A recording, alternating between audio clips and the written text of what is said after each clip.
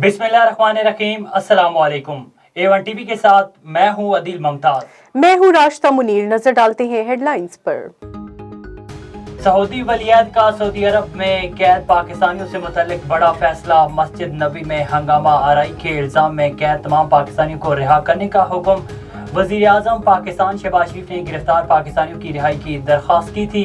वजीर आजम शहबाज शरीफ का पाकिस्तानियों की रिहाई पर सऊदी वलीयत से इज़हार तशक्कुर। वजीर आजम शहबाज शरीफ की मदीना मुनव्वरा आमद, रोज़ा रसूल पर हाजिरी दी और मस्जिद नबवी में नमाज अदा की। वजीर आजम शहबाज शरीफ को रोज़ा रसूल की ज़ियारत खास कराई गई।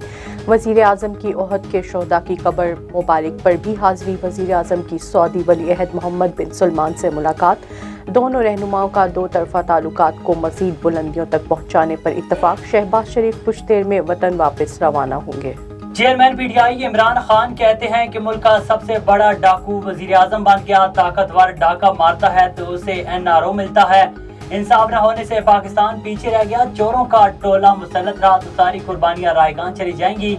पूरे मुल्क से काफिले इस्लामाबाद आएंगे। राना सनाउल्लाह तैयार हो जाओ।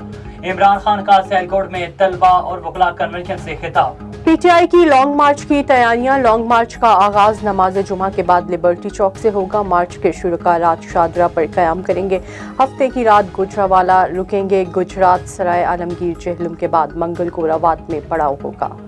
और सुप्रीम कोर्ट ने इमरान खान का लॉन्ग मार्च रोकने की इस्तदा मुस्तरद कर दी। तौहीन अदालत केस में इमरान खान से 31 अक्टूबर तक जवाब तलब। चीफ जस्टिस ने कहा कि फिलहाल तौहीन अदालत या शोकाज जारी नहीं कर रहे। इमरान खान का जवाब आ जाए फिर जायजा लेंगे तौहीन अदालत हुई या नहीं।